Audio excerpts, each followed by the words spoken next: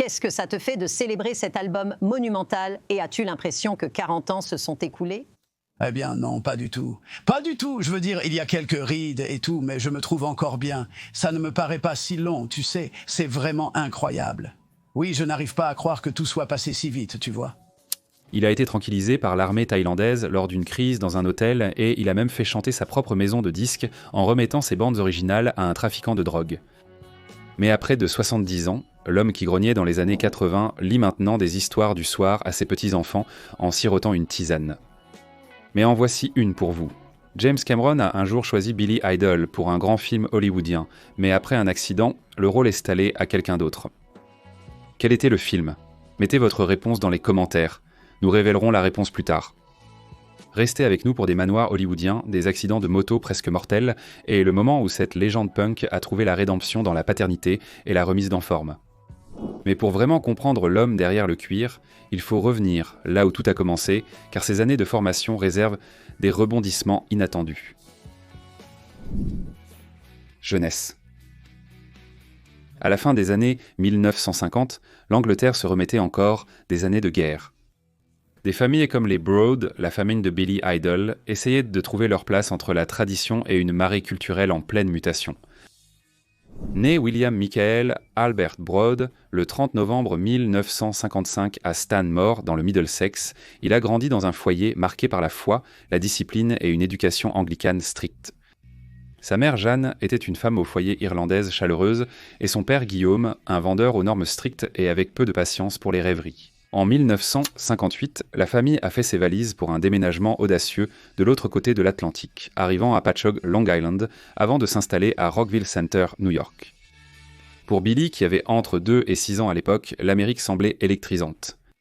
Mais lorsque la famille est retournée en Angleterre en 1962, ce charme électrique est devenu source d'isolement. De retour dans le Surrey avec un fort accent yankee, Billy était moqué et surnommé le Yank. Ce sentiment d'être un étranger ne l'a jamais vraiment quitté. Au début des années 70, les Broad avaient de nouveau déménagé, cette fois à Bromley. Billy, désormais adolescent, traversait l'école avec un désintérêt agité. Un professeur a griffonné sur son travail « Billy est paresseux ». Au lieu de se laisser abattre par l'insulte, il en a fait une déclaration « Billy Idol ». Le rictus était né du rejet, le nom du ridicule. À 13 ans, il était au premier rang lors d'un concert de Black Sabbath, alors inconnu, la frange d'Ozzy lui frôlant le visage. À 15 ans, il expérimentait le lysergique acide diéthylamide et il ne fallut pas longtemps avant qu'il ne rejoigne le tristement célèbre groupe de Bromley, suivant les Sex Pistols et repoussant les limites de la mode et de la peur. Un soir, une bande de Teddy Boys plus âgés l'a encerclé sur le pont de Hammersmith, le menaçant de le passer à tabac parce qu'il s'habillait comme un punk. Ils l'ont laissé partir, mais l'avertissement était clair. Être différent avait un prix. Pourtant, ce prix n'a fait qu'alimenter sa détermination. Il ne voulait pas se fondre dans la masse, il voulait se démarquer. Pourtant, être un adolescent marginal avec une crête et une vision n'était que le début. Ce qui allait suivre propulserait Billy Idol des ombres de la banlieue à la lumière des projecteurs du monde entier. Carrière et succès. À la fin des années 1970, Billy Idol n'était plus seulement un fan de punk, il façonnait lui-même la scène. Canalisant l'énergie d'outsider qui le hantait pendant ses années d'école et le frisson brut qu'il avait ressenti lors de ce concert de Black Sabbath, il a cofondé Generation X avec son ami Tony James. Ils étaient audacieux, glam et affamés, mais une tension créative couvait sous la surface. Billy voulait avoir un impact mondial. James penchait pour l'art punk. En 1981, Idol a emballé son cuir et est parti pour New York, à la recherche de quelque chose de plus grand. Il est arrivé à Manhattan avec de l'ambition, les cheveux blond platine et pas grand-chose d'autre. Vivait dans un minuscule appartement du West Village, il s'est associé au producteur Keith Forsey et au guitariste Steve Stevens. La chimie a été instantanée. Avec l'émergence de MTV, le charisme féroce d'Idol et ses clips cinématographiques ont fait de lui un nouveau type de rockstar, à la fois menaçant et mannequin.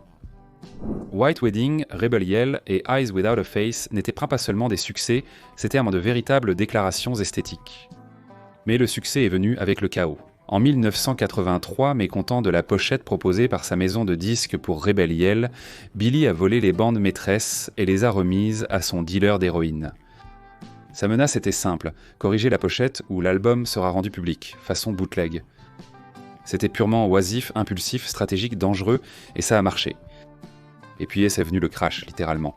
En 1990, alors qu'il conduisait sa Harley Bone Shaker à travers Hollywood, il a grillé un stop et est entré en collision avec une voiture. Il a été transporté au centre médical Sinai et a subi une opération de 7 heures réalisée par 3 chirurgiens pour une fracture de l'avant-bras gauche et une fracture ouverte de la jambe droite entre le genou et la cheville.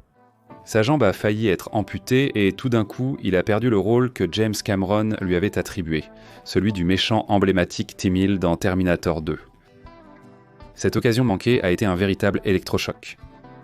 Parfois, les hommes la dépendance à la drogue gâche tout, a-t-il admis plus tard. Pourtant, Idol n'en avait pas fini. Il a poursuivi avec Charmed Life, s'est plongé dans la scène cyberpunk avant tout le monde, et des décennies plus tard, il a collaboré avec Miley Cyrus et Joan Jett sur son album de retour en 2025 Dream Into It. Néanmoins, plus sa carrière faisait de bruit, plus sa vie privée devenait chaotique, et la véritable histoire ne se vivait pas seulement sur scène, mais dans le rythme sauvage et imprudent des coulisses. Sexe, drogues et fléchettes tranquillisantes. À la fin des années 80, Billy Idol ne se contentait pas de vivre le rêve de rockstar, il le poussait au-delà des limites de la réalité. Son mode de vie relevait de la légende murmurée. Drogue, décadence et un flot constant de chaos. Mais rien ne surpasse le moment, en 1989, où des vacances en Thaïlande se sont transformées en scandale international. Ce qui devait être des vacances de désintoxication et de sexe a dégénéré en semaines de frénésie d'héroïne, de chambres d'hôtel saccagées et de crises d'effroyes de violence si extrêmes que l'armée thaïlandaise a été appelée. Ail a dû être sédaté, apparemment avec une fléchette tranquillisante, et évacué du pays attaché à une civière. Comme mentionné précédemment, cette folie a failli se terminer en prison. Au lieu de cela s'est transformé en un avertissement surréaliste. En pleine forme sur scène à 70 ans. Avançons dans le temps. L'homme qui autrefois faisait des ravages sur les balcons d'hôtels sirote maintenant du thé et fait des squats avant les spectacles. La transformation de Billy ne s'est pas faite du jour au lendemain, mais aujourd'hui son mode de vie est basé sur la discipline et la longévité. Il suit une routine d'entraînement régulière, adopte une sobriété à la californienne en s'abstenant des drogues dures et de la plupart des alcools, et accorde la priorité à sa santé comme un athlète professionnel. « C'est mon instrument », dit-il en parlant de son corps, et il le traite comme tel. Au lieu de la cocaïne, c'est du cardio. Au lieu des nuits blanches à faire la fête, ce sont des séances de sport matinales et des tisanes, pour préserver sa voix. C'est un contraste frappant, mais c'est ce qui lui permet de s'épanouir sur scène. Ses amis disent qu'il a adopté des habitudes paisibles, tenant des journaux, lisant des livres d'histoire et préférant les soirées tranquilles en famille aux fêtes hollywoodiennes. Science-fiction, poésie et le côté doux du grognement. Derrière le rictus et la veste en cuir, Billy Idol est un homme étonnamment réfléchi. Amateur de science-fiction depuis l'enfance, il s'est inspiré du film L'Ultime Garçon pour son clip Dancing with Myself, s'imaginant en train de faire du rock en solo lors d'une apocalypse zombie. Il collectionne les recueils de poésie, s'essaie à la peinture avec ses petits-enfants et possède une connaissance encyclopédique de l'histoire de la Seconde Guerre mondiale. Il est aussi passionné par la technologie musicale, ce qui explique pourquoi il a créé Cyberpunk en 1993, un album concept électronique tellement en avance sur son temps qu'il a dérouté les fans et a fait un flop. Mais ce même projet a aussi fait de lui l'un des premiers grands artistes à imprimer son adresse e-mail dans un livret de CD. Un petit détail, mais qui montre l'instinct d'Idol à mêler l'art à la technologie moderne, une approche qui le maintiendrait pertinent des décennies plus tard. Le rocker qui lit des histoires du soir. Aujourd'hui, Billy Idol est grand-père à 4 reprises, et il en est fier. Il a troqué l'arrière des limousines contre des après-midi au musée Kidspace et des séances d'histoire du soir sur FaceTime. Comme mentionné dans l'introduction, ce contraste est saisissant, mais dans le bon sens du terme. Celui qui était autrefois connu pour sa vie débridée publie maintenant des photos avec ses petits-enfants et partage ouvertement à quel point il est reconnaissant d'être encore là. Il sait que beaucoup de ses amis n'ont pas eu cette chance. Une minute, les gens étaient là. La suivante, ils ne l'étaient plus, a-t-il dit à propos des jours plus sombres de la scène des années 80 non. Cette culpabilité du survivant l'a adouci. Il ne flirte plus avec la destruction, il flirte avec la paix. Redonner et faire le ménage. Même s'il a toujours un côté rebelle, demander à ses voisins quand il fait vrombir sa Triomphe Bonneville trop fort, Idol est devenu quelqu'un qui utilise sa voix pour bien plus que le rock. Il a participé à des campagnes environnementales comme « Billy ne fait jamais tourner son moteur » à New York, encourageant malicieusement les conducteurs à couper leur moteur. Il a également participé à des balades caritatives à moto pour des hôpitaux pour enfants et a collaboré avec des fondations comme MusiCare. Il ne porte peut-être pas sa philanthropie en étendard, mais l'intention est bien là. Discrètement et avec constance, Billy s'efforce de réparer les excès, les dégâts et les personnes qu'il a perdues en chemin. Pourtant, même si son mode de vie est devenu plus équilibré et réfléchi, le cœur émotionnel de l'histoire de Billy Idol ne se résume pas seulement à une transformation. Il s'agit des personnes qui ont façonné cette transformation et de celles qu'il a failli perdre. Relations et connexions. Malgré toute son arrogance grinçante et sa bravade de dieu du rock, la plus grande peine de cœur de Billy Idol ne venait ni d'un critique ni d'un échec professionnel, mais de l'amour. Sa relation de près de 10 ans avec Perry Lister était bien plus qu'une romance. C'était une force d'ancrage pendant ses années les plus folles. Perry n'était pas seulement sa compagne, elle était aussi une artiste dans ses clips, la mère de son fils Willem et, comme Idol l'admet, la femme qu'il a vraiment aimée. Mais la célébrité, l'infidélité et l'addiction ne laissent pas beaucoup de place à la loyauté. Lorsque Perry a découvert sa trahison en 1988 et est parti, Billy a sombré. Cette retombée émotionnelle est devenue le cœur obsédant de Sweet 16, une chanson d'amour déguisée en ballade gothique. Ce n'était pas seulement une question de regret, c'était une confession. Et même si Billy Idol s'est revenu publiquement sur la façon dont il a tout gâché, ce chapitre reste une blessure qu'il porte avec à la fois du remords et de la maturité. Peu de temps après cette rupture, au milieu du chaos de sa fameuse crise en Thaïlande, il a rencontré Linda Matisse, une relation éphémère qui a conduit à la naissance de sa fille, Bonnie Blue. Contrairement à sa paternité plus publique avec Willem, Billy Idol a gardé l'existence de Bonnie relativement privée. Élevée par sa mère, Bonnie a fini par mener sa propre vie et aujourd'hui elle est professeure de yoga et mère de 2 enfants, faisant de Billy un grand-père 4 fois. Au fil des années, Billy Idol a également entretenu de profondes amitiés avec d'autres rebelles comme Joan Jett, avec qui il est toujours en tournée, et il s'est réconcilié avec son ancien camarade de groupe Tony James après des décennies de distance créative. Ces relations, qu'elles soient brisées ou réparées, reflètent la profondeur qui se cache derrière le cuir. Pourtant, pour un homme aussi émotionnellement à vif en privé, Billy Idol a toujours été calculateur en affaires, et lorsqu'il s'agissait de protéger sa musique, il jouait le jeu comme un bagarreur de rue avec un contrat de disque. Revenus et valeur nette. La valeur nette de Billy Idol en 2025 est estimée à 60 millions. C'est un témoignage de sa présence durable dans l'industrie musicale. Sa richesse provient de multiples sources de revenus, de plus de 40 millions d'albums vendus, de revenus constants issus des tournées et d'accords de licence. Son album de 2025, Dream Into It, ainsi que la tournée associée It's a Nice Day to Tour Again avec Joan Jett ont encore renforcé ses revenus. De plus, Idol est apparu dans des films comme The Wedding Singer et Heavy Metal 2000. Ces rôles ont contribué à son portefeuille financier. Pourtant, bien que son succès financier soit remarquable, la véritable histoire réside dans la façon dont il utilise sa richesse dans sa vie personnelle, en particulier dans le choix de ses maisons. Ces maisons reflètent à la fois son passé de rockstar et sa transformation actuelle. Immobilier.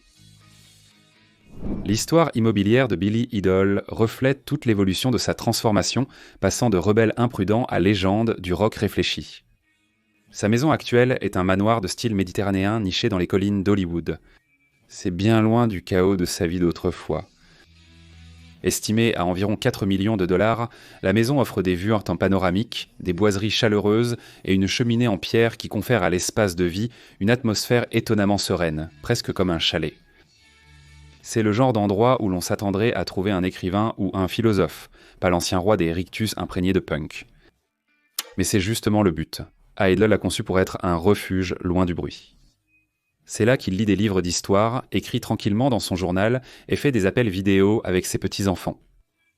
Pour un homme autrefois synonyme de destruction, c'est un espace de guérison. En revanche, son ancien logement en location dans les collines d'Hollywood, à la fin des années 80, était l'épicentre de l'indulgence. Cette propriété dotée d'une roue à eau originale au bord de la piscine accueillait des fêtes déjantées, des visites surprisantes de rockstars et plus d'un regret. C'était du pur laisser-aller, bruyant, excentrique et constamment au bord de l'effondrement. Et même s'il ne s'agissait pas d'une maison qu'il possédait, la suite d'hôtels à Bangkok lors de sa fameuse virée de 1989 mérite sa place dans cette liste. Les dégâts qu'il y a causés ont conduit à sa sédation forcée et à son expulsion. C'est un incident qui l'a hanté pendant des années. Il le compare souvent au fait d'être métaphoriquement enchaîné par ses propres démons. Pourtant, parmi toutes ses propriétés, c'est la visite discrète à sa maison d'enfance à Patchogue, New York, qui révèle le changement le plus profond. Idle se tenait devant la maison modeste, la contemplant avec une sorte de révérence comme si la boucle était bouclée. Le garçon qui s'était autrefois senti marginal était devenu un homme pleinement conscient du chemin parcouru. Pourtant, même dans la paix, il y a une part de Billy qui ne se calme jamais complètement, et on peut l'entendre gronder avant même de le voir arriver. Véhicules et voitures. L'amour de Billy Idle pour les véhicules a toujours penché davantage vers la rébellion que vers le luxe. Ce n'était pas le genre à rester tranquillement assis à l'arrière d'une limousine. Il voulait sentir le moteur, posséder l'instant, et parfois le traverser de plein fouet. En ce qui concerne les voitures, Idle a un œil pour l'Americana, son Chevrolet. El Camino de 1967 a fait une apparition spectaculaire dans son clip de 2021 pour Bitter Taste. C'était un morceau introspectif sur la mortalité et l'accident qui a failli lui coûter la vie. La voiture elle-même, robuste et nostalgique, servait de métaphore visuelle pour la survie et le vieillissement. Il a également possédé une rare Chevrolet Phantom de 1929 et une Corvette. Ces voitures correspondent elles sont parfaitement à son image rock'n'roll, mais elles ont cette touche de classe intemporelle qui dit « J'ai tout vécu et je roule encore avec fierté ». Mais la véritable histoire, celle qui a tout changé, a toujours été liée à ses motos. La Harley-Davidson d'Idle de 1985, une FXWG White Glide, affectueusement surnommée Bone Shaker, était à la fois un symbole de liberté et une quasi-condamnation à mort, comme mentionné précédemment. Aujourd'hui, il roule sur une Triumph Bonneville, toujours bruyante, toujours rapide, mais avec une conscience différente derrière la poignée des gaz. Quant aux jets privés, yachts ou hélicoptères, ça n'a jamais vraiment été son truc. Idle a peut-être voyagé dedans au sommet de sa célébrité, mais sa légende ne s'est jamais construite sur l'excès. Elle s'est construite sur la provocation. Pas de flotte à $1 milliard, ni de super yacht, juste lui, une moto et la route ouverte. Pourtant, la partie la plus fascinante de l'histoire de Billy Idle ne réside pas dans les véhicules qu'il a crachés ou conduits. Elle se trouve dans l'homme qui a émergé des décombres. Il grogne toujours, il est toujours debout, et il est plus conscient de lui-même que jamais. Mode de vie actuel. En 2025, Billy Idle fait quelque chose que la plupart des rockers sauvages n'ont jamais l'occasion de faire, vieillir avec le feu toujours dans les yeux. Son nouvel album, Dream Into It, est une plongée autobiographique brute dans des décennies d'amour, de pertes, d'excès et de paix durement acquises. Il est de retour en tournée avec son ami de longue date Joan Jett, grognant dans les micros des stades et prouvant qu'avoir presque tout perdu n'a fait que renforcer sa voix. Il est aussi grand-père à 4 reprises, un homme qui fuyait autrefois la stabilité et qu'il accepte désormais. Comme mentionné précédemment, il est tout aussi probable de le trouver en train de jouer avec sa petite fille dans un musée que de l'entendre rugir sur ces scènes avec Rebel Yell. Et oui, Terminator 2 aurait pu avoir Billy comme méchant, mais au final il est devenu quelque chose de bien plus fascinant. Un survivant, un conteur et un punk avec une raison d'être. Il ne danse plus seulement avec lui-même, il danse avec le temps, avec la mémoire et avec le sens. Dites-nous dans les commentaires si vous avez adoré ou détesté la folle aventure de Billy Idle. N'oubliez pas d'aimer, de vous abonner et de découvrir d'autres histoires à l'écran maintenant. Il y a toujours plus que ce que le cuir laisse paraître.